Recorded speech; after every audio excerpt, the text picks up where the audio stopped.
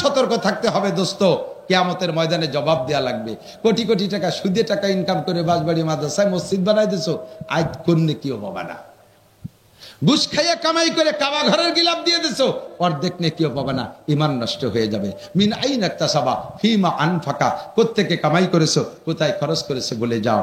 4 নম্বর হলো এইগুলোকে আল্লাহর কাছে জবাব দিতে হবে, সেই ভয় পাই। 5 নম্বর হলো মাজা আমিলা বিমা আলিমা। 2 দিন পর্যন্ত উলামায়ে কিরাম সম্ভবত পাল্টায় পাল্টায় কথা বলছে, যা জীবনে প্রয়োজন সবই হুজুরদের বলা হয়ে গেছে। আমার আপনার জিন্দেগিতে যা দরকার গুটে গুটে হুজুররা সবই শুনাই দিয়েছে। এই জানা কথাগুলোর পর কতটুকু আমল করছো জবাব দিয়ে যাও। যদি এই জবাবের চিন্তা থাকে, তার নাম হলো ভয়। আল্লাহ পাক রব্বুল আলামিন ইত্তাকুল্লাহ, আল্লাহকে ভয় করো হাক্কা তুকাতিহি, যেমন ভয় করা দরকার। রব্বুল আলামিন তাকওয়া তো একটা ইবাদত, শুনেছি সব ইবাদতের প্রতিদান তুমি আখিরাতেও দাও, দুনিয়ায়ও দাও। তাকওয়ার বিনিময়ে তুমি কি দাও? আখিরাত তো পাবোই, তাকওয়ার বিনিময়ে আখিরাত পাবো। দুনিয়ায় তাকওয়ার বিনিময় কি আছে? 2-3টে কথা মাত্র বলে দোয়া করে দেব। 1 নম্বরে তাকওয়ার বিনিময়ে আল্লাহ পাক বলেন, ওয়া মাইয়াত্তাকিল্লাহা ইয়াজআল লাহু মাখরাজা ওয়া ইয়ারযুকহু মিন হাইসু লা ইয়াহতাসিব।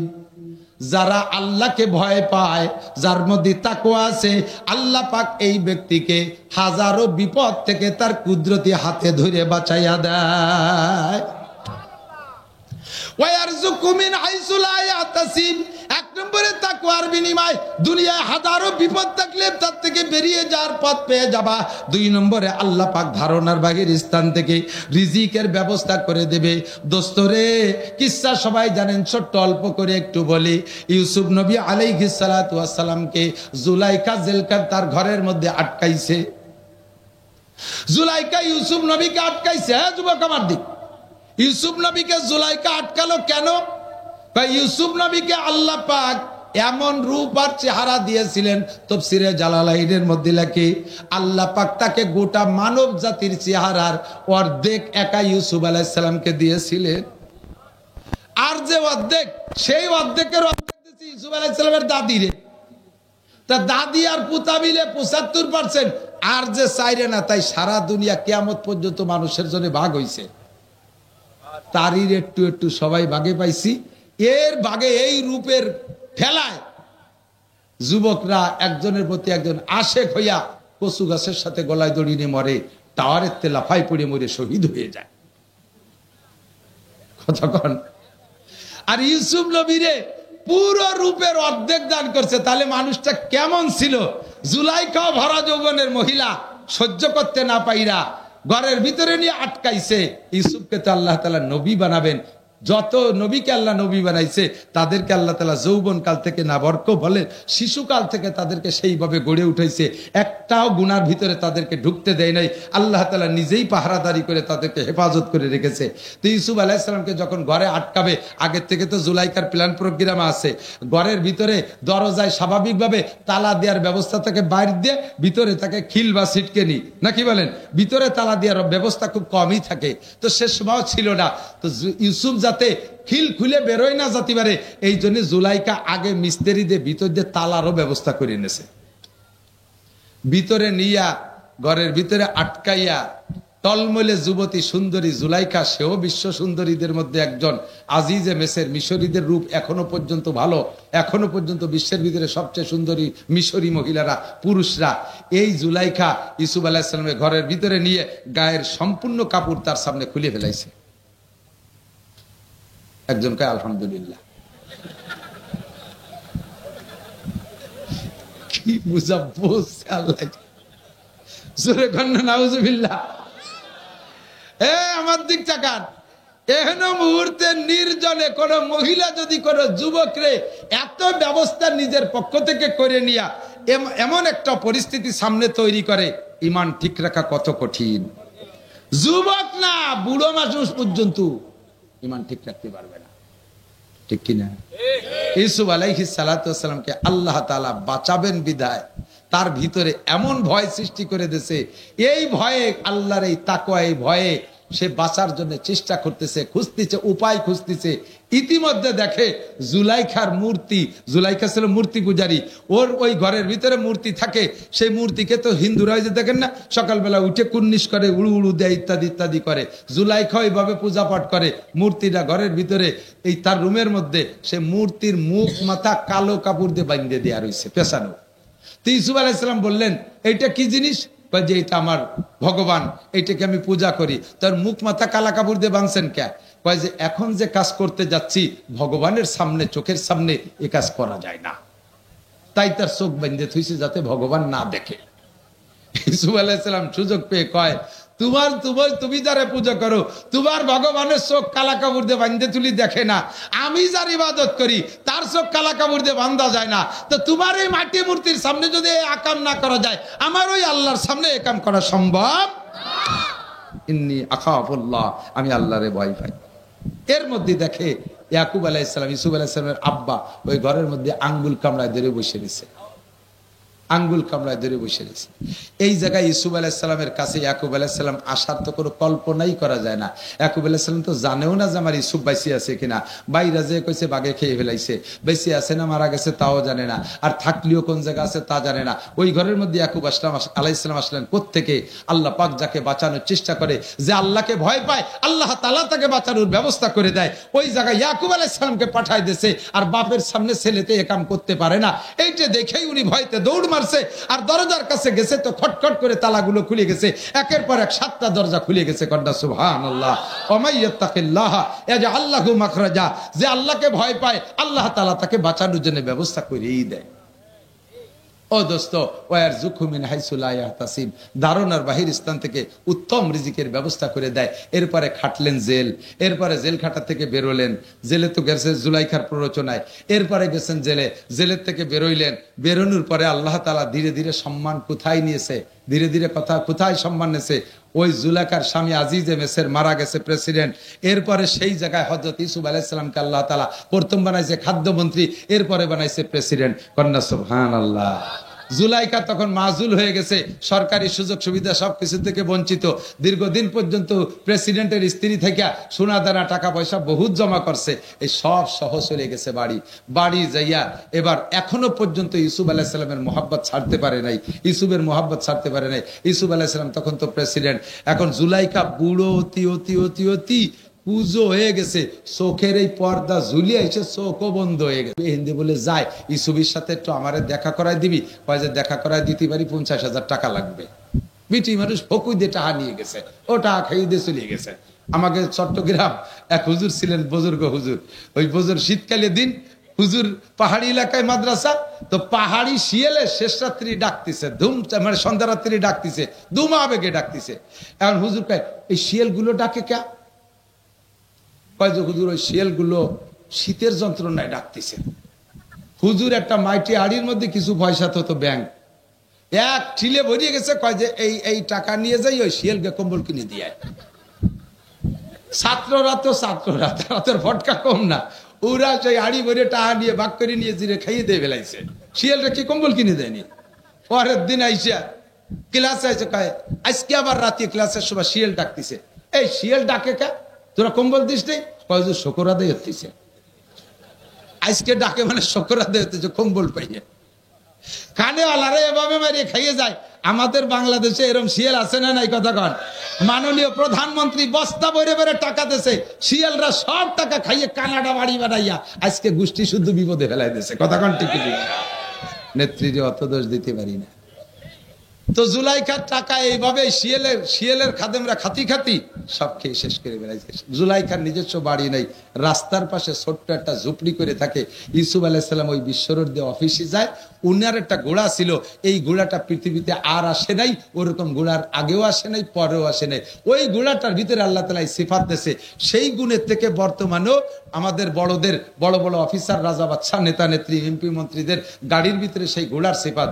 ঘোড়ার গুণ ছিল হলো ইউসুফ আলাইহিস সালাম যখন পিঠের উপরে বসতেন তখন ওই ঘোড়াটার নাক দিয়ে একটা শব্দ বাড়িত, সাইরেন বাজানোর মতো 3 মাইল দূরিতে শোনা যাইত।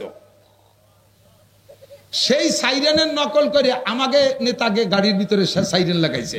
দেন না কোনো দিক যাওয়ার সময় সামনে 30 গাড়ি, পিছনে 30 গাড়ি, ডাইনে 10 গাড়ি, বামে 10 গাড়ি, মাঝখানে কোন গাড়ির মধ্যে নেতা বলাই রয়েছে কালা গ্লাসের মধ্যে টের পাওয়া যায় না। একই কালারের গাড়ি ছাড়িয়ে দিছে, 3 সাইরেনের ভিতরে সাইরেন লাগাতে কুহু কুহু কুহু কুহু অতি অতি তাই রাস্তায় দৌড়তি তালে তাই। তো ইউসুফ আলাইহিস সালাতু ওয়াস সালাম যখন ওই ঘোড়ায় উঠতেন, রাস্তার মানুষ টের পাইয়া শুধু এক নজর ইউসুফের চেহারাটা দেখার জন্য রাস্তায় এসে সারিবদ্ধ দাঁড়ায় থাকতো। তো জুলাইখা কয়, একজনের টাকা দিয়েছে, আমি তো বুড়ো হয়ে গেছি, যাতে পারবো না, তুই আমার একটু রাস্তায় নিয়ে যাবি, পারবি? কয়দিন সে চেষ্টা করছে, পারে নাই। আজকে উনার যে দেবতা, সেই মূর্তি, এখনো মূর্তি পূজা করে, মূর্তিরে ঘরের মধ্যে রেখে মূর্তির কাছে খুব করে দোয়া মোনাজাত করছে, ভগবান তোর এই জীবন ভরি ইবাদত বন্দেগী করলাম, তুই একটু ইউসুফরে আমার সাথে একটু দেখা করা দিতে পারলি না? তুই একটু দেখা করাই দে, তোরে আরো বেশি পুজো করবো। আজকে আখেরি দোয়া করে টোরে রাস্তায় গেছে, কয় যে ইউসুফ আলাইহিস সালাম একটু আগে চলে গেল। দুঃখী জ্বালায় ভগবানরে লাইথবে না চড়াবে তা টের পাচ্ছে না। পরের দিন আইসা ভগবানরে বাদ দিয়ে এবার আকিদা পাল্টাইছে। ইউসুফ আলাইহিস সালাম তো আল্লাহ ভক্ত, জুলাইখা আগেতে জানে। আজকে ভগবানরে বাদ দিয়ে রব্বুল আলামিনের কাছে দোয়া করছে, মালিক কিচ্ছু চাই না, জীবনে যে কারণে আমি ইউসুফের আশেক হয়েছি তা তুমি ভালো করে জানো। শুধু আমি না, মিশরের 100 মহিলা তারা ইউসুফকে এক ঝলক দেখে তাদের আঙ্গুল কেটে ফেলাইছে। এটা আমি এর কাছে, ইউসুফের কাছে মাজুর, বুড়ো হয়ে গেছি, তবু আমি ইউসুফের আশে এসকে, ইউসুফের মহাব্বতে পাগল, আমাকে একটাবার দেখা করার সুযোগ করে দাও। আল্লাহর কাছে দোয়া মোনাজাত করে সিজদা করে জুলাইখা রাস্তায় আসছে, ইতিমধ্যে ইউসুফ আলাইহিস সালাম চলে আসছে। সাক্ষাৎ হয়ে গেছে, সালাম দিয়ে কয় একটু নামবেন, আমি বুড়ি মানুষ। মুসলিম বাদশাহ আমাকে দেশের রাজা বাদশাকে মতো, যাই বুড়ি রে সরা, রাস্তা ক্লিয়ার কর, দেখেন না বাড়ি আসার সময় 50-100 কিলোমিটার রাস্তায় শিয়াল কুত্তু আসতে পারবে না, সব সাফ। বুড়ি আইছে, আসার সাথে সাথে ইউসুফ আলাইহিস সালাম নামছে। কি খবর আপনার, কি দাবি বলেন? ইউসুফ আলাইহিস সালাম ওই জুলাইখারে দিয়ে চিনতেছে না, এমন হয়ে গেছে। আর জুলাইখা তো ইউসুফরে দেখতেছেই না, অন্ধ। তো বলতেছে, আপনি কি ইউসুফ? আপনি কি এই দেশের রাজা? বলে হ্যাঁ আমি ইউসুফ, আমি এই দেশের রাজা। আপনি নবী ইউসুফ? বলে জি। তাহলে আপনার কাছে, আপনি নবী হলে আপনার যোগ্যতা আছে, আপনার কথা আল্লাহ শোনে। আপনার কাছে একটা দাবি, আপনি একটু দোয়া করে দেন আমার এই চোখ দুটো যেন খুলে যায়, আমি যেন আপনার চোখ দিয়ে এক নজর দেখতে পারি। আপনারে দেখার জন্য বহুত সম্পদ ছিল, সব শেষ করে ফেলাইছি, কোনোদিন নাগালে পাই না, আজকে পাইছি, একটু দোয়া করেন আমার চোখ দুটো ভালো হোক, একটু আপনার পরাণ ভরে দেখবো। ইউসুফ আলাইহিস সালামকে, আল্লাহ তুমি এই বুড়ির চোখ ভালো করে দাও, দেশের চোখ ভালো করে। এখন ইউসুফ আলাইহিস বুড়ি চোখ জানি, যে মহিলা তো সে ফিরে আবার আইসো, অসময় আমার বিপদে ফেলাই দিচ্ছে। কয় যে কোনো সমস্যা নাই, ওই মহিলাকে লোক দিয়ে আপনার বাসায় পাঠায় দেন, মহিলারে লোক দিয়ে বাসায় পাঠায় দেন, আর আপনি সফর সাইরে বিকেলে যাইয়া ওই মহিলাকে বিয়ে করে নেবেন। আল্লাহ হুকুম করছে, অনুমতি দিতেছে, বলেন না সুবহানাল্লাহ। নবীর ইশকে আশেক হইয়া একভাবে লেগে রয়েছে নিজেকে পবিত্র রেখা, অবশেষে আল্লাহ তাআলা তার চাহিদা পূরণ করে দিয়েছে। এখন ওই মহিলাকে লোক দিয়ে যখন বাড়ি পাঠাইতেছে, ইউসুফ আলাইহিস সালামের বাড়ি, মহিলাকে ইউসুফ নবীর বাড়ি যাওয়ার আগে আমার ওই ঝুপড়ির মধ্যে একটু জাতি হবে, ঝুপড়ির মধ্যে একটু জাতি হবে।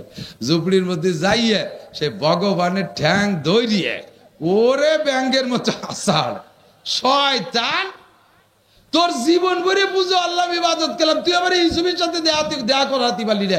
আরে একবার কইছি আমার আল্লাহ রে, সেই আল্লাহ আমার ইউসুফের সাথে দেখা করাই দিয়ে আমার সব পাল্টায় ফেলে দিয়েছে, তোরে পুজো দেবো যে জায়গায় দিয়ে যায়। ওরে ভাঙ্গে চুরি হাত পাও মোয়া হইয়া পানিতে ডুবই টুবই থুইয়ে তারপরে ইউসুফ আলাইহিস সালামের বাসায় গেছে, যথারীতি বিয়ে হয়ে গেছে। ইউসুফ আলাইহিস সালামের আরো স্ত্রী ছিল, বলা হয় যে অন্য কোন স্ত্রীর পেটে সন্তানও হয় নাই, এই জুলাইখার পেটে আল্লাহ তাআলা 3টে সন্তান দান করেছে। সেই 3 সন্তানের মাধ্যমে যাইতে যাইতে সন্তানের একটা মেয়ের নাম রহিমা, একটা মেয়ের নাম রহিমা। ওই রহিমাকে আল্লাহ তাআলা আবার বিয়ে করা দিয়েছে হযরত আইয়ুব আলাইহিস সালামের সাথে। সেই আইয়ুব আলাইহিস সালামকে 18 বছর পুকার বাসাটা খেদমত করছে এই রহিমা, বংশীয় ভাবে নবীর বংশ। রহিমার বাপ ইউসুফ আলাইহিস সালাম, ইউসুফ আলাইহিস সালামের বাপ ইসাক আলাইহিস সালাম, ইসাক আলাইহিস সালামের বাপ কি বলা হয়, ইব্রাহিম আলাইহিস সালাতু ওয়াস সালাম এইভাবে যাইতে যাইতে ইউসুফ আলাইহিস সালাম, ইয়াকুব আলাইহিস সালাম, ইয়াকুব আলাইহিস সালামের বাপের নাম ইসহাক আলাইহিস সালাম, ইসহাক আলাইহিস সালামের বাপের নাম ইব্রাহিম আলাইহিস সালাম, সেই বংশের মাইয়া। কি যে তার বিনয়ী ভাষা, আমি আশ্চর্য হয়ে যাচ্ছি। অবশেষে আমি বললাম, বাবা তুমি এত ভালো, খুব খুশি হয়ে গেছি। খানা দানা শেষে বিদায় নেওয়ার সময় ছেলেটা বলতেছে, হুজুর আপনি তো আমার খেদমত নিলেন, আমিও খেদমত করে খুশি হয়েছি, কিন্তু আমার পরিচয়টা তো নিলেন না। তো বলো, আমি তো মনে করছি তুমি খাবাসপুর মাদ্রাসার ছাত্র। কয় না হুজুর, আমি ফরিদপুর রাজেন্দ্র কলেজের ছাত্র। জীবনে আমি দাড়িতে খুর দেই নেই, দাড়ি গজানোর আগে আপনার বয়ান শুনেছি, সেই থেকে প্রতিজ্ঞা করেছি আল্লাহ দাড়ি দিলে, একটা দাড়ি দিলেও কাটবো না। এই তুতির পর চারটে, আমাকে দেশে ছাগলি দাড়ি, এরকম চারটে পাতলা দাড়ি, তাই সে কাটে নাই। এরপরে পাগড়ি জুব্বো তো আছেই আছে। হুজুর আমি কোন জায়গায় থাকি, একটু কদম দিয়ে বরকত দিয়ে যান। ও যে রুমি থাকে, আমারে সেই রুমি নিয়ে গেছে। রুমি যাইয়া দেখি আমি নিজেকে নিজে ওয়াজ সংগ্রহ করছি, আমি নিজে সেখান থেকে খানিকটা অর্জন করছি। রুমির মধ্যে যাই দেখি সাদে লেখা আল্লাহ দেখে, ও বাংলায় লিখে তুইছে। ডান পাশের ওয়ালে লেখা আল্লাহ দেখে, বাম পাশের ওয়ালে লেখা আল্লাহ দেখে, চারটে ওয়ালে লেখা আল্লাহ দেখে। আমি কি তুমি এগুলো কি করছো?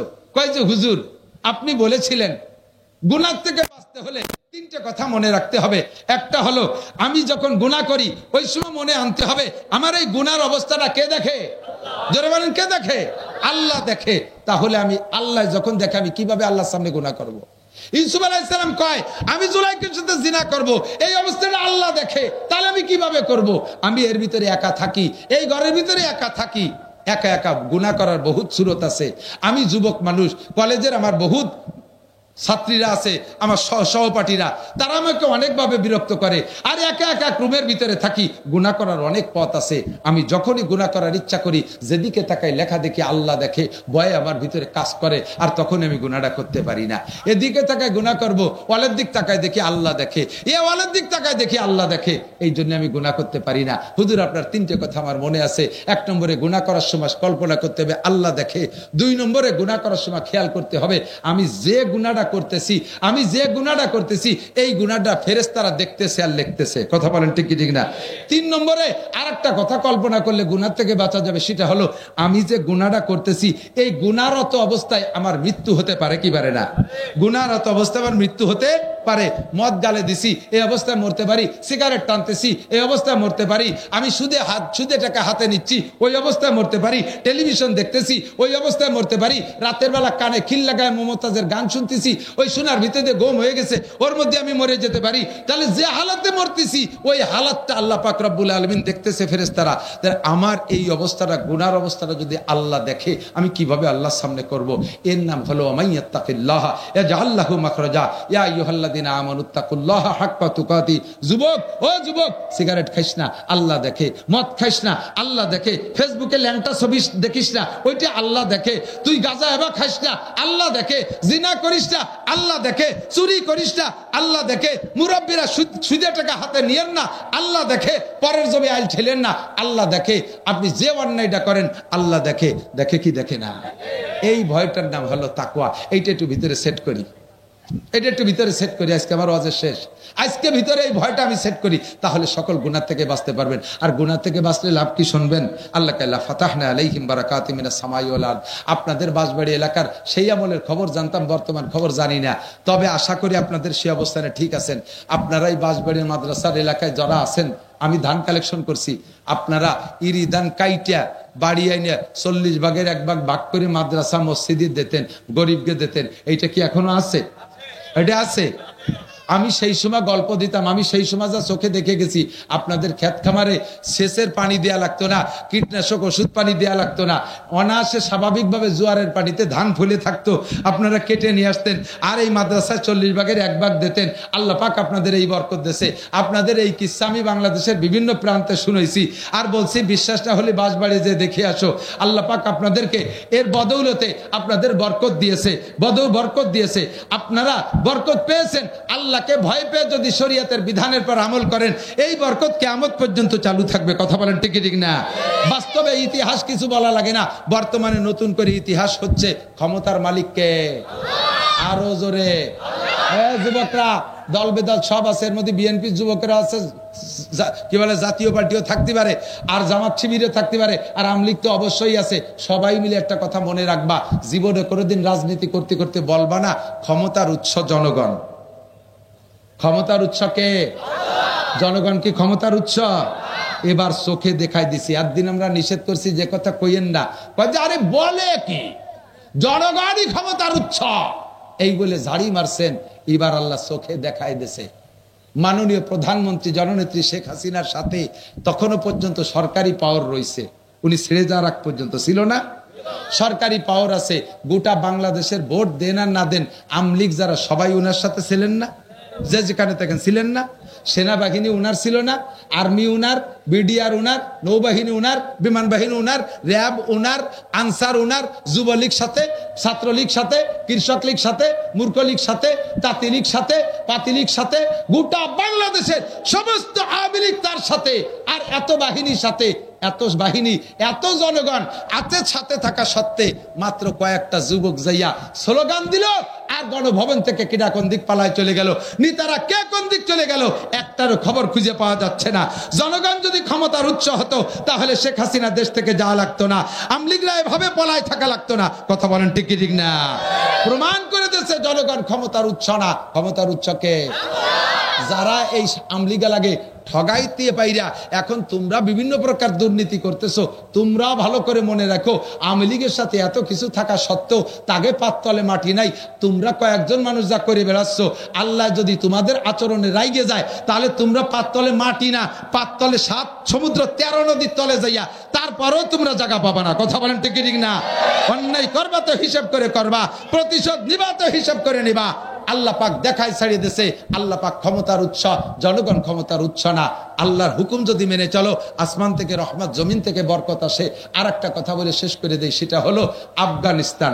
আমরা জীবন ভরে কইছি এইভাবে ওইভাবে, ওই নবীর উপরে মান্না সালু আইছে, এ আইছে, ও আইছে, তা আইছে ইত্যাদি কইছি। দোস্তরে আফগানিস্তানের দিক তাকায় দেখেন, ইসলামী কোরআনের শাসন বাস্তবায়ন হওয়ার সাথে সাথে সেই আফগানের জমিনে আগে যে আনার গাছ, আঙ্গুর, ডালিম গাছ লাগানো ছিল, আগের সেই গাছে 1 কেজিতে 4 ডালিম হতো, আর এখন সেই গাছের 1 ডালিমে 1.5 কেজি হয়। জোরে কথা সুবহানাল্লাহ। আমরা জীবনে অনেক কিছু দেখেছি। আল্লাহর কাছে দোয়া করি, আল্লাহ আওয়ামী লীগ আলাই করুক, বিএনপি আলাই করুক, যেই করুক, এই দেশে কোরআনের শাসন ব্যবস্থা করুক, তাহলে আমরা ইনশাআল্লাহ এই দেশে ফসল, ফল, সমস্ত খনিজ সম্পদ ওভাবেই ইনশাআল্লাহ পাবো। বিশ্বাস হয় কি হয় না?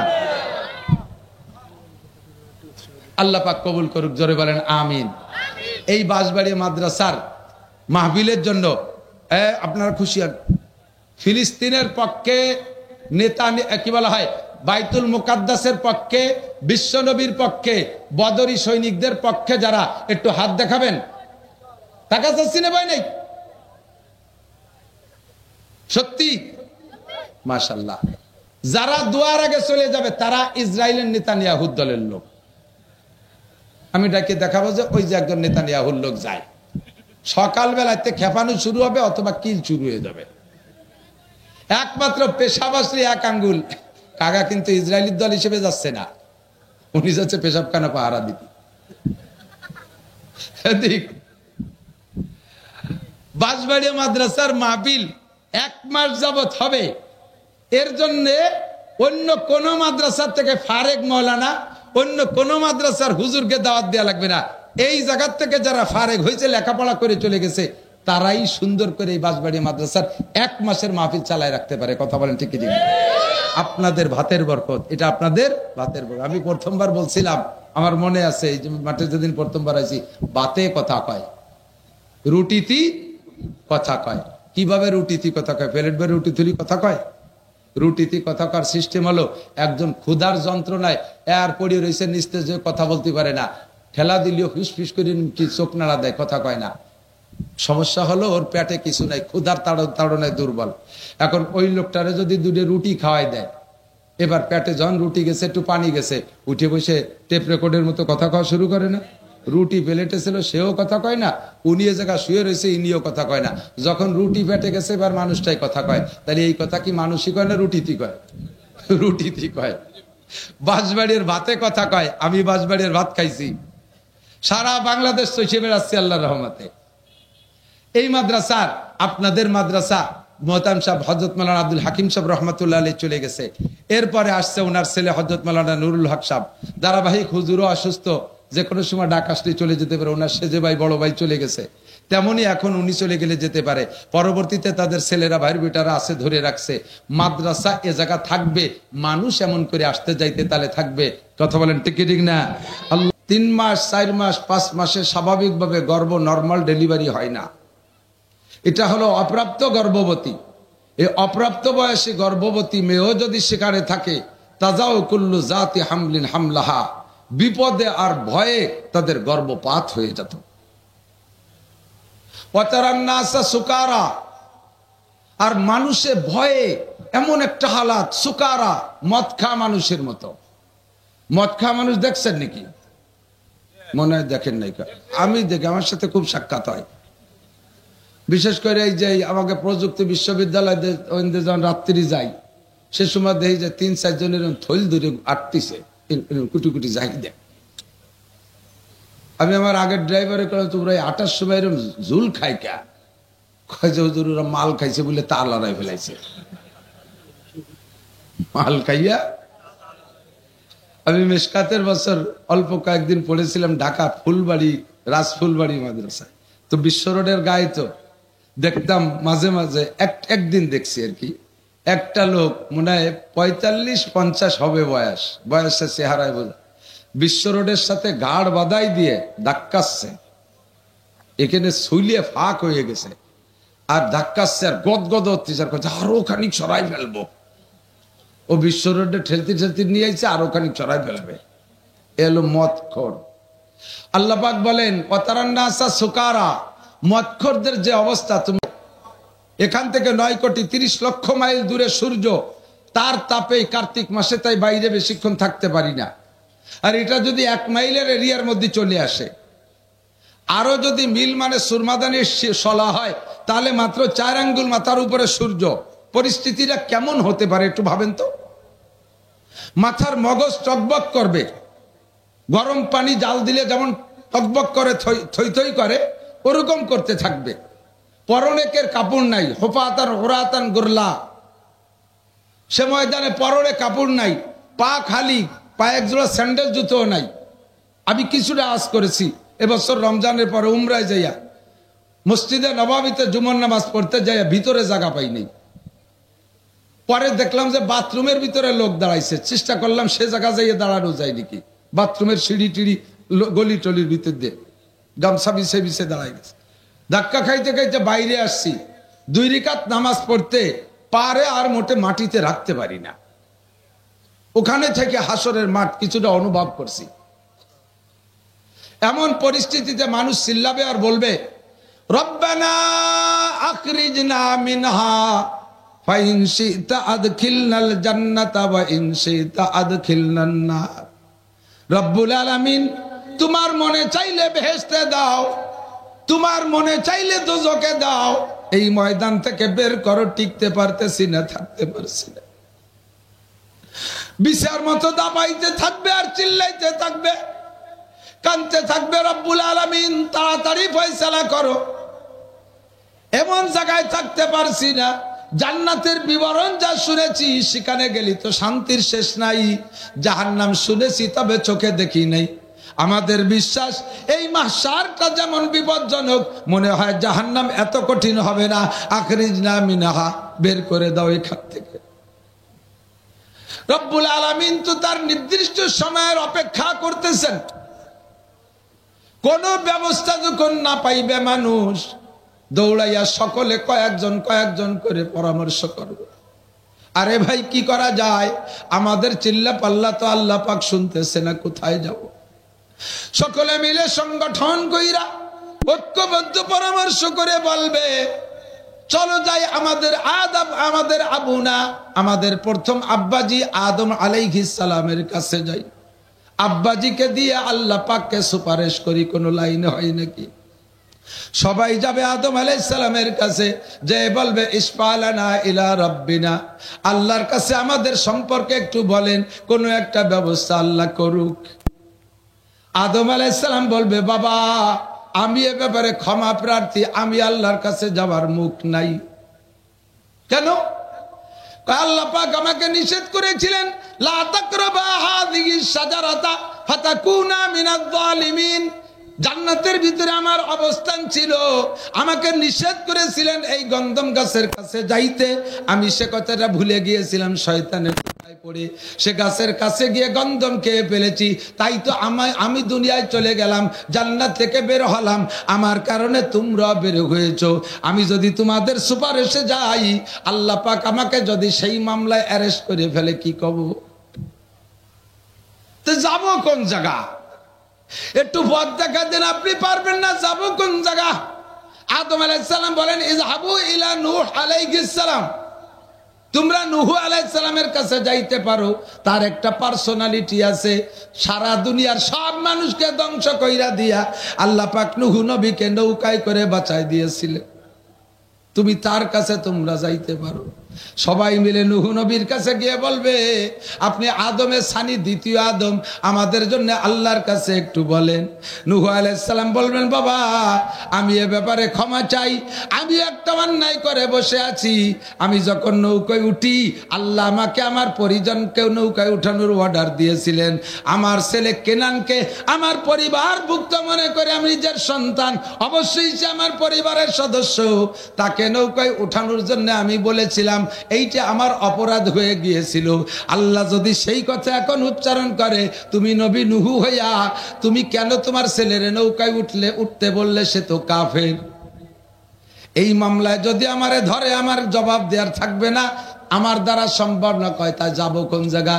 যাবো ইলা ইব্রাহিম ওয়া মিল্লাতু আবিকুম ইব্রাহিম, তোমরা যাও তোমাদের জাতির পিতা ইব্রাহিম খলিলুল্লাহ আলাইহিস সালাম। ও মুসলমান, আমার বাংলাদেশের মুসলমান, আমাদের মুসলিম জাতির পিতার নাম কি?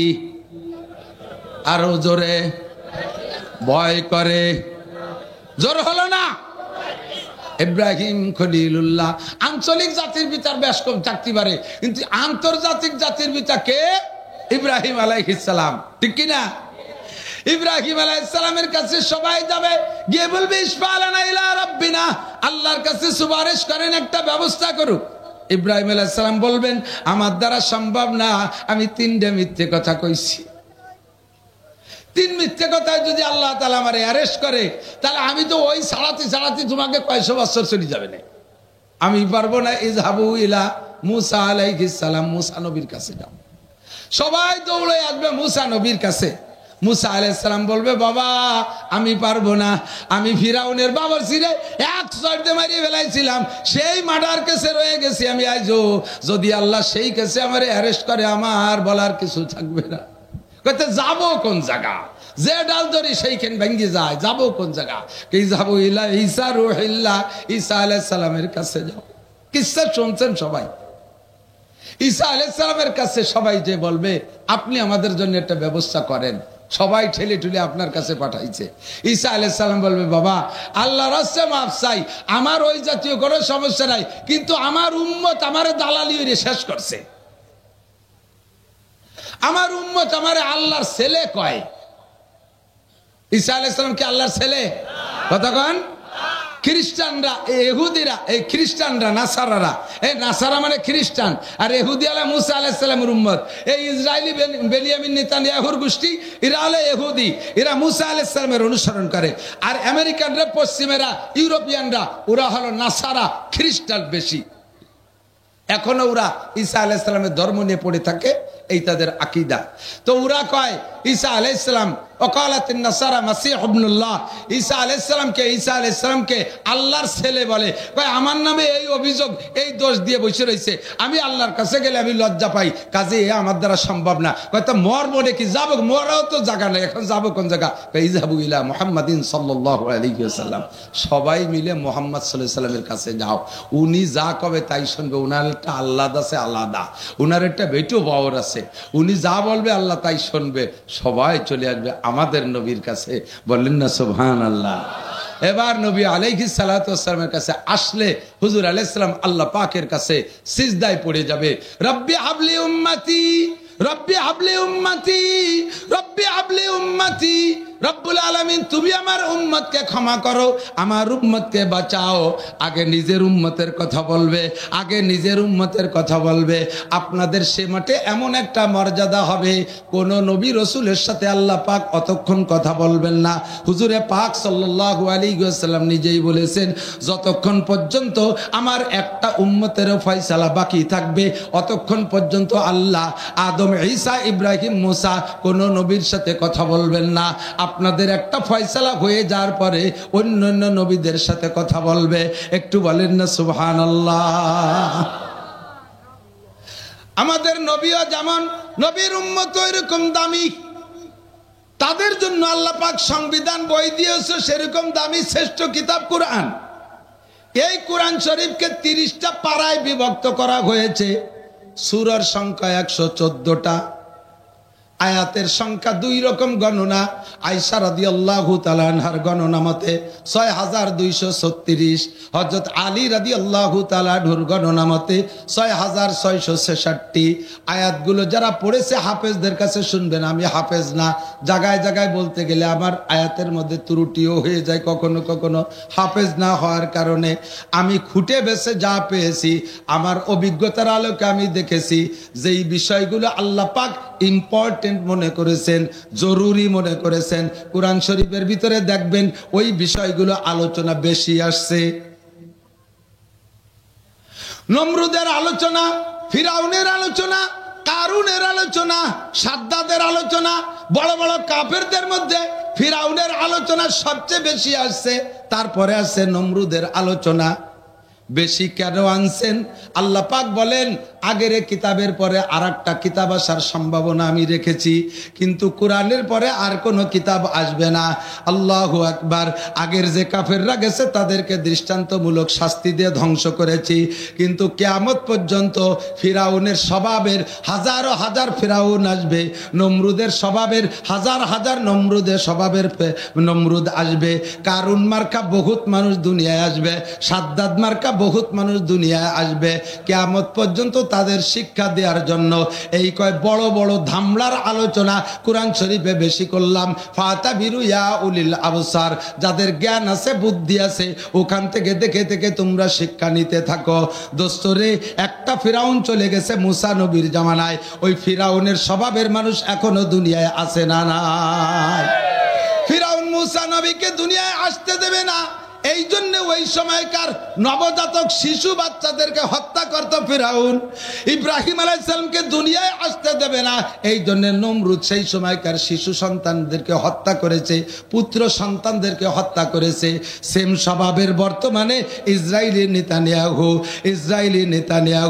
42-43 হাজার মানুষ মারছে ফিলিস্তিনে, তার ভিতরে 17,000 শুধু শিশু মারছে, 17,000 শিশু মারছে।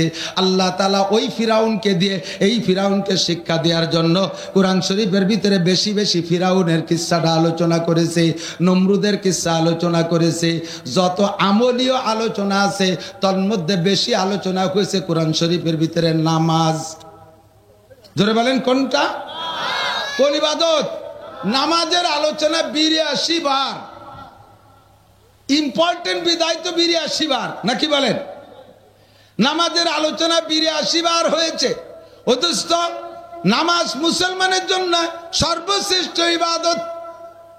এইমাত্র আমাদের এইমাত্র কোন হিন্দু যদি কলেমা পড়ে মুসলমান হয়, রোজা রাখা কোনটা এখন না, আপাতত এই মুহূর্তে এসে চেপে ধরবে তাকে নামাজে, ঠিক না? সবে মাত্র একটা ছেলে সাবালেগ হইছে, তার উপরে ফরজ হলো নামাজ। আমার প্রাণপ্রিয় যুবক বন্ধুরা, পাগলামি করো না, পাগলামি করো না, ধরা পড়ে যেতে হবে আল্লাহর কাছে। ওই করবেন কাফেরদেরকে বের করে দিবে, থাকবে শুধু কলেমা পড়া মুসলমান। এই কলেমা পড়া মুসলমানদের কাছে 1 নম্বর যে জিজ্ঞাসাটা হবে সেটা হলো নামাজ।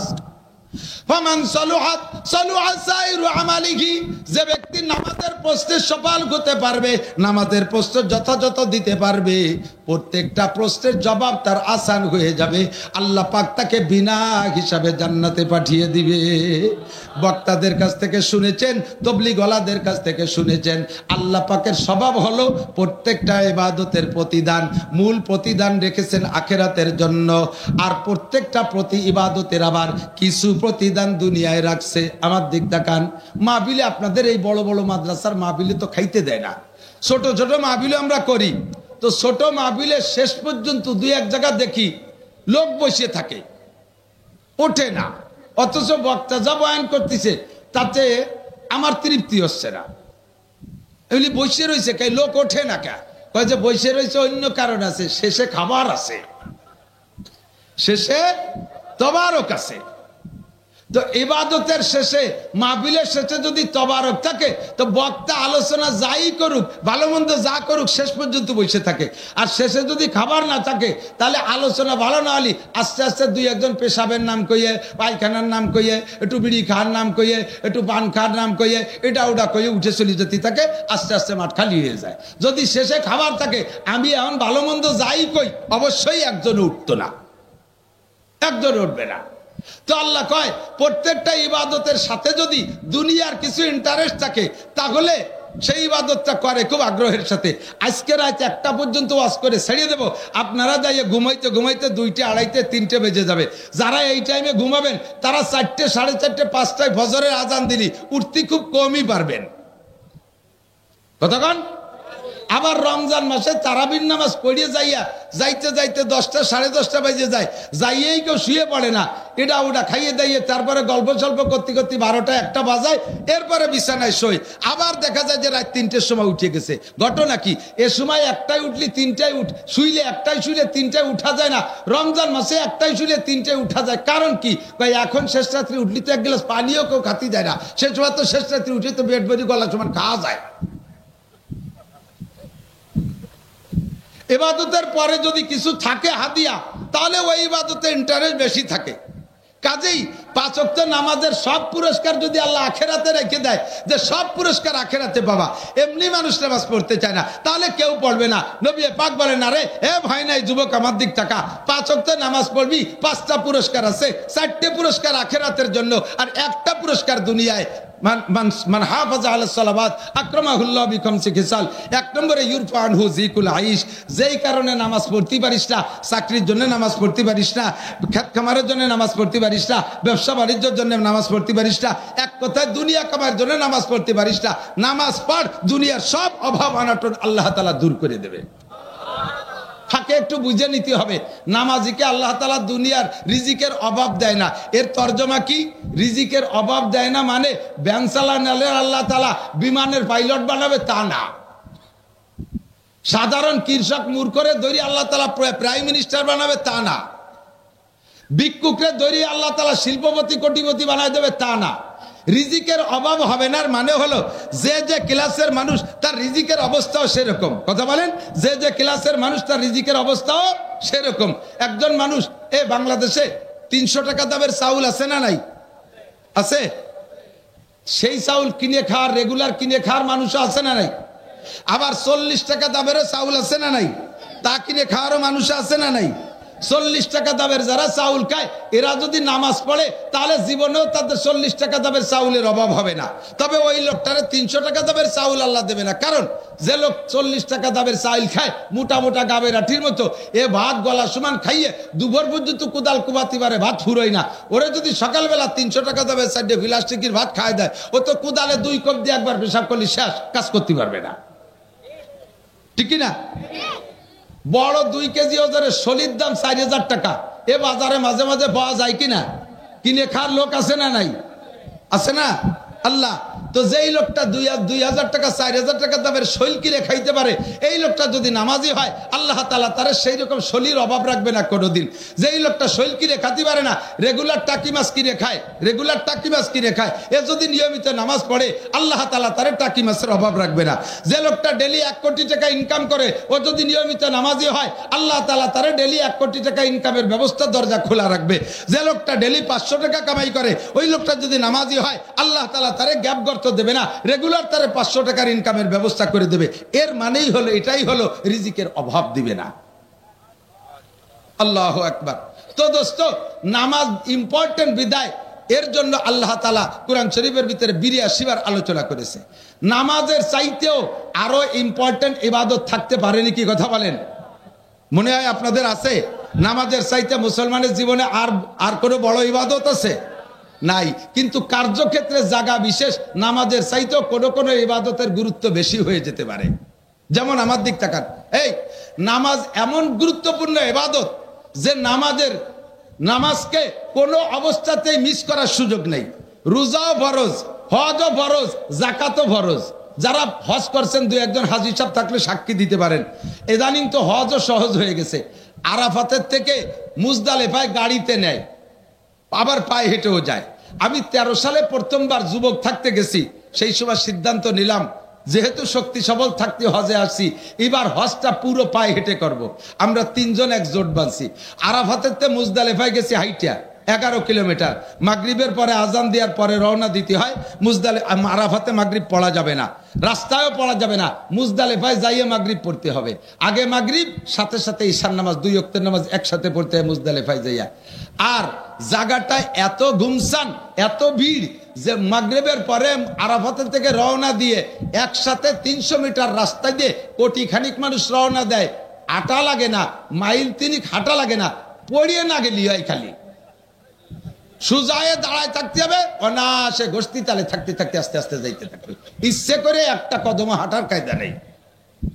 এইভাবে রাত 11টা পর্যন্ত হাইটা মুজদালিফায় যাইয়া মাগরিব আর ঈশা পইড়া এরপরে ওখানে একটু শুইতে হয় ফ্লোরের উপরে। কিচ্ছু নাই, বেড বিছানা নাই, ঘরবাড়ি কিছু নাই, পাকা রাস্তার উপরে পাথরের গায়ে গা দিয়ে শীত হয়ে শুয়ে থাকবেন। এরপর পিঠ গরম হয়ে যায়, এরপরে উঠে ফজরের নামাজ পড়িয়া আবার ওখান থেকে রওনা দিতে হবে শয়তান মারতে জামরা। 4 কিলোমিটার, 5 কিলোমিটার, 6 কিলোমিটার, যে যত দূর অবস্থান করছে সেখান থেকে সেটুক হাইটিয়া এরপরে শয়তান রে মাইরিয়া নাফাক 2টে সুড়ঙ্গ রাস্তার ভিতর দিয়ে মক্কায় যেতে হবে 4 কিলোমিটার।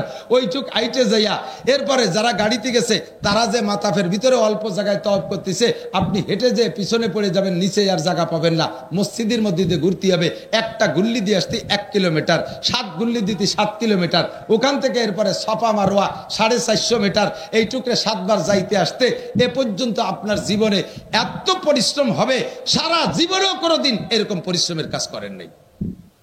বিষয়টা হজ, বিষয়টা কি? হজ।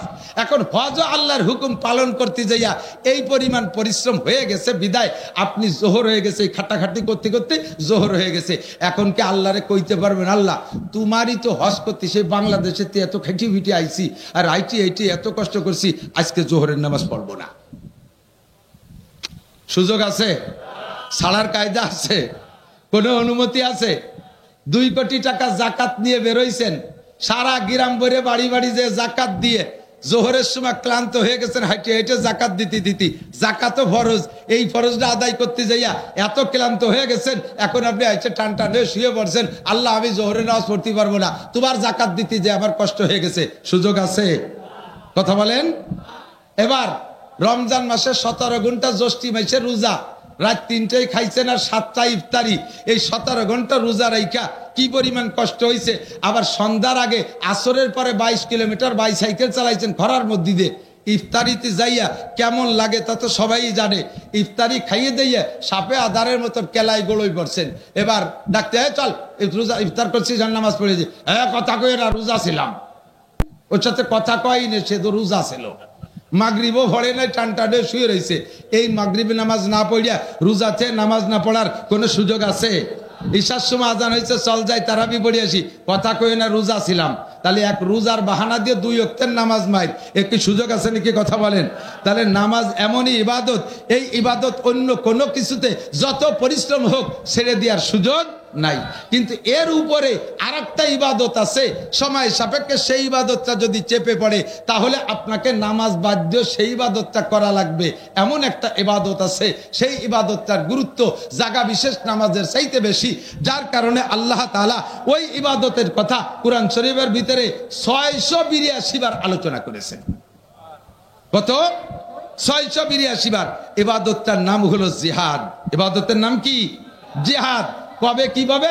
খন্দকের যুদ্ধে যখন যুদ্ধ হতে যাচ্ছে, মক্কা থেকে কাফেররা আসতেছে মদিনার উপরে আক্রমণ করবে, নবী পাক সাল্লাল্লাহু আলাইহি ওয়াসাল্লাম সাহাবায়ে কিরামদেরকে নিয়ে খন্দক খনন করার সিদ্ধান্ত নিলেন।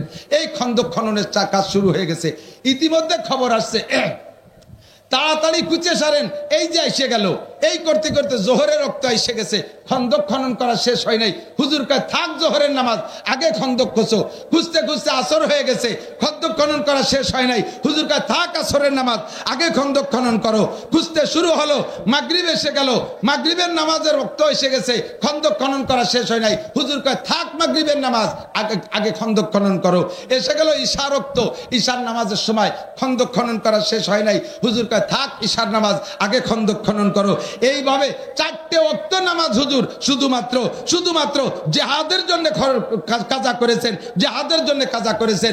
বোঝা যায় প্রয়োজন সাপেক্ষে কখনো কখনো নামাজের চাইতো জিহাদের গুরুত্ব বেশি। কথা বলেন ঠিক ঠিক না? ও দোস্ত, এবার জিহাদের আলোচনা আছে 682 বার। যদি কোনো ব্যক্তি যদি ফিলিস্তিন গাজা থেকে, আমার প্রাণপ্রিয় যুবকরা, ফিলিস্তিন আর গাজায় যুদ্ধ হচ্ছে, লেবাননে যুদ্ধ হচ্ছে, এই যুদ্ধে এটা মুসলমানদের জিহাদের ফিল্ড। যদি আমাদের যাওয়ার সুযোগ আসে, ওখানে যদি যাওয়ার সুযোগ আসে, কোনোভাবে রাস্তা খুলে যায়, যাইতে জন্য প্রস্তুত। একটা তকবীর হবে এখান থেকে, বক্সিন দিয়ে একটা তকবীর হবে, হাতে এরকম করলে দুর্বল হয়। Boxing ready? নারায়ে তাকবীর। বিশ্বের মুসলিম জাকি বিটি গে কিল দিয়ার মতো, বিটিরা কিলের মুবত করে কিলে। বক্সিন, হ্যাঁ বক্সিন ধরতে দিবেন আমার দিক থেকে, এই দেন বক্সিন ধরা। বক্সিন। ইহুদিদের দালালরা, জো বাইডেনের চালারা, খ্রিস্টানদের আস্তানা, ইহুদিদের আস্তানা, নেতানিয়াহুর চামড়া। কেন শুয়োরের চামড়া আমরা তুলতে যাবো? কি খবর তাই জায়গা? নেতানিয়াহুর চামড়া কুত্তই কামলা। নেতানিয়াহুর চামড়া, নেতানিয়াহুর চামড়া। নারায়ে তাকবীর। যার সুযোগ পাবেন না, তবু এই যে হাত উঁচিয়ে যে নারায়ে তাকবীর দিয়েছেন, এর বদৌলতে আল্লাহ তাআলা সত্যি যদি লাইন করে দেয়, যাইতে রেডি? এখনই ব্যাগ আনতে যেতে হবে না, বাড়ি টাকা আনতে যেতে হবে, লুঙ্গি পাল্টাতে যেতে হবে, এই বরাবর এটি চলে যাবো পশ্চিম দিক। রেডি? এই দরদের কারণে কিয়ামতের ময়দানে বদরি সৈনিকদের সাথে জান্নাতে যাবেন। বড় বিপদের মুহূর্তে আছি আমরা। ওয়াজ কি করবো খুঁজে পাই না, টের পাই না। মহা সংকটে, বিশেষ করে আমরা গোপালগঞ্জে হুজুররা বড় বিপদে, জানেন না। একদিকে আমরা সারা বাংলাদেশের হুজুর, আমাদের সারা বাংলাদেশের হুজুরা একদিক, আমাদের সরকারের পতনের জন্য সারা বাংলাদেশের হুজুররা মিলে সব একদিক। এর কারণে গোপালগঞ্জে আওয়ামী লীগরা আমাকে হুজুরকে বিশ্বাস করে না, কয় যে ইন্দ্রাও তো সেই হুজুরির হুজুর। সারা গোপালগঞ্জের সব মাদ্রাসা ঘুরিয়েছি, সব থানায়, প্রত্যেক এলাকায় একটা মহামারী ঢুকছে। এই বিবেচনা করে মাদ্রাসাগুলোর কালেকশন বন্ধ করে দিচ্ছে। মুষ্টি চাল দেব না, যাও হুজুরা ইউনুস কাকার কাছে, আমাকে ইউনুস কাকার কাছে পাঠাই দিচ্ছে। যাও খালেদার আসলের তলে দিবে রে জম্মের দিয়া। এই কইয়া আমাকে স্টাডিয়াম মাদ্রাসাগুলোর উপরে হস্তক্ষেপ করতেছে। আবার অন্যান্য জেলার সবাই কয় কি, আরে গোপালগঞ্জে হুজুর, ও গোপালগঞ্জের বিলেই আমলিক করে, ও জায়গা কোনো নবী রসুল আসলেও সে আমলিক করে, ও বিশ্বাস করে লাভ নাই। একদিকে বাড়ির বারে মানুষ বিশ্বাস করে না, আর একদিকে বাইরের মানুষ বিশ্বাস করে না, তো মরবো কি খাইয়ে? বেশি কিছু বলতে চাই না, বললে এই যে দাঁড়ায় রয়েছে, টাওয়ার দাঁড়ায় রয়েছে, ওরা তো দুনিয়া ভরে ছড়াই দিবে রে, আমার তো আবার কাল জাতি হবে কুষ্টিয়ে।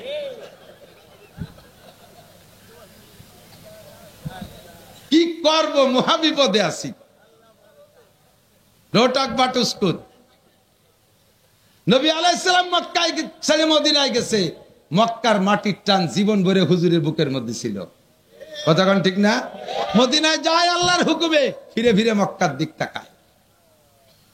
আবার 10 বছর পরে সেই মক্কা ভূমিতে হুজুর চলেও আসছেন, বিজয় করছেন, কিন্তু জীবনের শেষ কাটাইছে মদিনায়। হিজরতের মর্যাদা আলাদা সেই হিসাবে। মাতৃভূমির টান সবাই থাকে।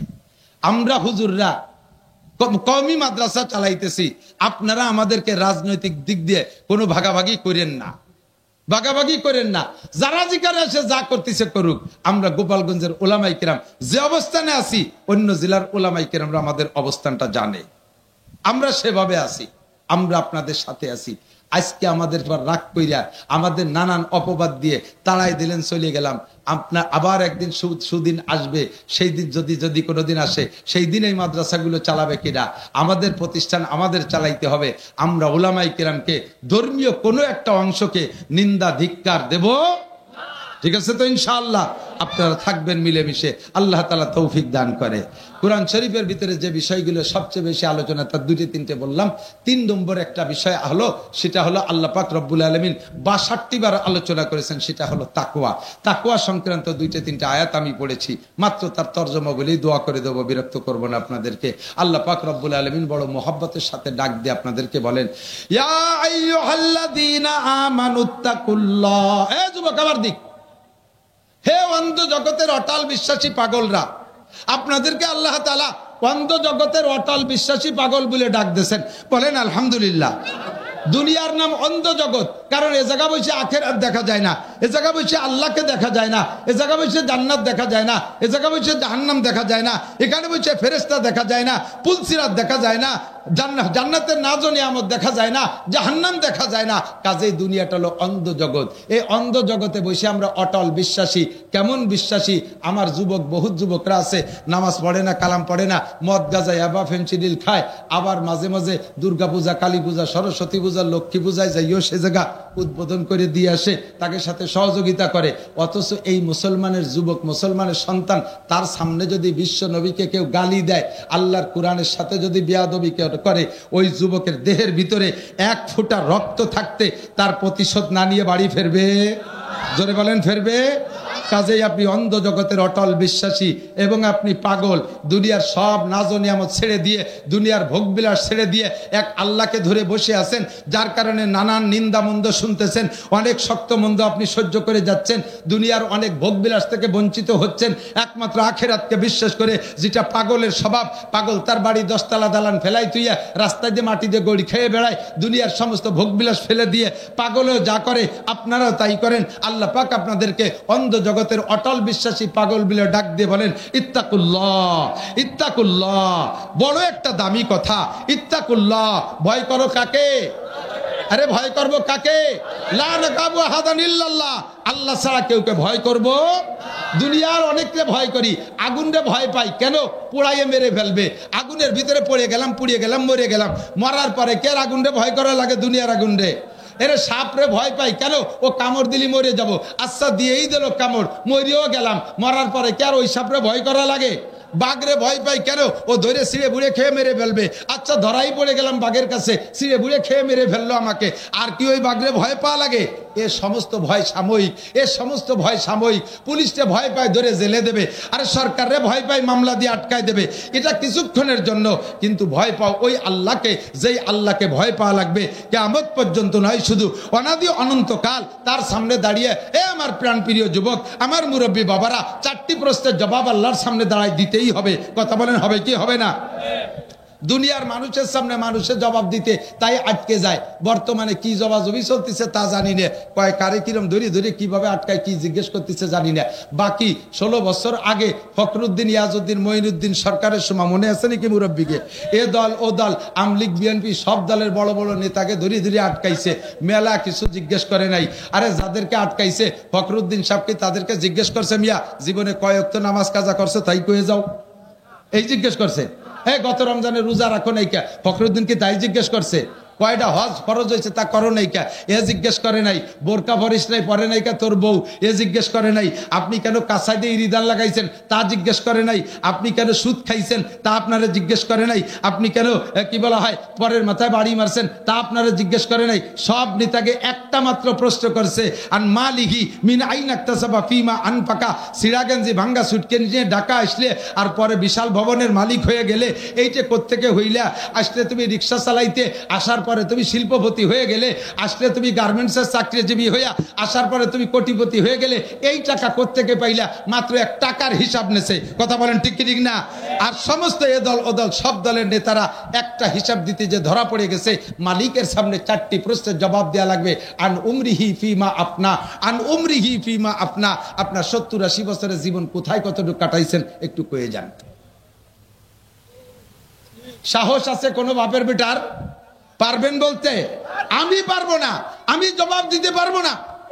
আমার জিন্দেগির হিসাব আমি দিতে পারবো না। কারণ আজকে বৃহস্পতিবার, গত বৃহস্পতিবার সকালে কি খাইছি সেই সেটা মনে নাই। আছে? আর এই 70-80 বছরের হিসাব আমি কিভাবে দেব?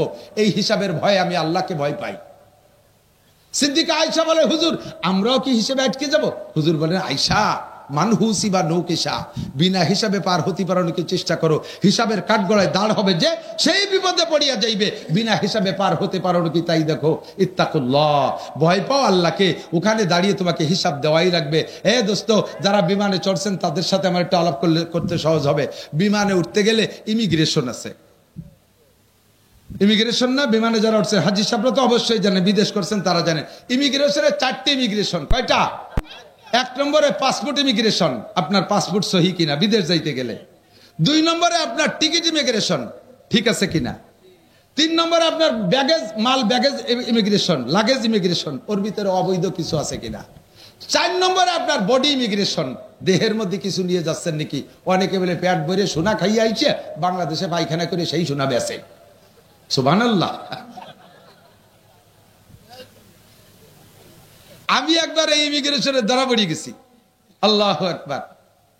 পাসপোর্ট ইমিগ্রেশন, মালয়েশিয়া যাওয়ার সময় পাসপোর্ট ইমিগ্রেশনে ওকে, টিকিট ইমিগ্রেশনে ওকে, লাগেজ ইমিগ্রেশনে ওকে, লাস্টে যে বডি ইমিগ্রেশনে ধরা পড়ে গেছে। মেশিনের ভিতরে দাঁড়াই, অমনি রিং করে ওঠে, লাল বাতি জ্বলে। যারা ইমিগ্রেশন করতেছে সবই আমার ওয়াজের শ্রোতা, ওরাও লজ্জা পাচ্ছে। কি হলো, হুজুরির বডির মধ্যে কি আছে? সব কিছু খুলিয়ে বুলিয়ে দিয়ে দিছি, পকেটে যা যা আছে সব। তারপরও রিং করে। এখন আমি লজ্জা পাচ্ছি, ওরাও লজ্জা পাচ্ছে। ওরাও ধরতে পারে না কোন জায়গা কি আছে। নিজেও আগাগুলা সব জায়গায় যাদুর হাত দিয়া যায়, টোয়াই টাই দেখলাম কোনো জায়গা কিছু নাই। কি করব, লজ্জায় পড়ে গেছি। এর মধ্যে একটা মহিলা ফেরেশতা আইছে।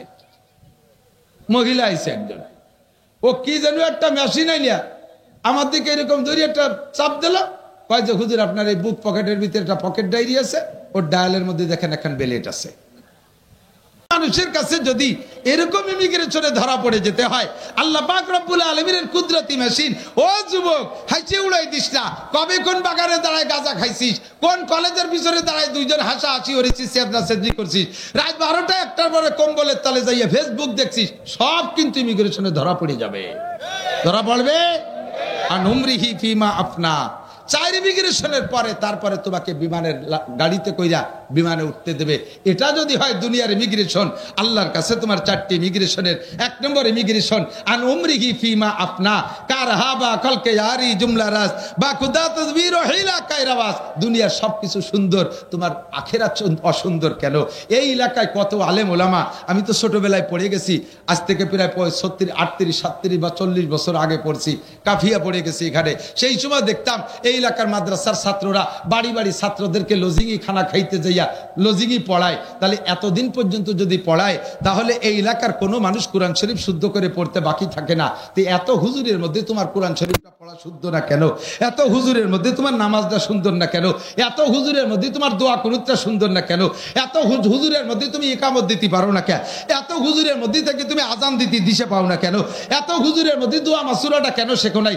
এত হুজুরের মধ্যে থেকে দাড়িটা রাখা শিখিস নাই কে? এত হুজুরের মধ্যে থেকে তার চুলির অবস্থা কে? তুই কুত্তো সুলা দিয়ে একেবারে গাঢ় সাইসি বেলায় দিছিস, উপরে যাই আবার সাইডে মেসি কাটিং রেখে দিছিস। গোটা জীবনের হিসাব দেওয়া লাগবে। লাগবে। 2 নম্বরে আন শাবাবিহি ফিমা আবলা, বিশেষ করে ভয় কেন পাবো আল্লাহকে? আল্লাহর সামনে দাঁড়ায় হিসাব দেয়া লাগবে।